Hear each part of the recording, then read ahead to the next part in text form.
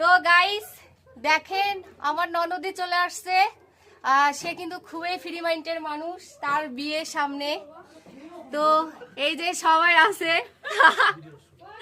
সবাই আছে দেখেন, কাকি আসছে, তারপরে কাকু আসছে, আমার 2 কাকু, তারপর হচ্ছে কাকিমণি হচ্ছে 3টা, ভাই পিছনে, আরো অনেকেই আছে।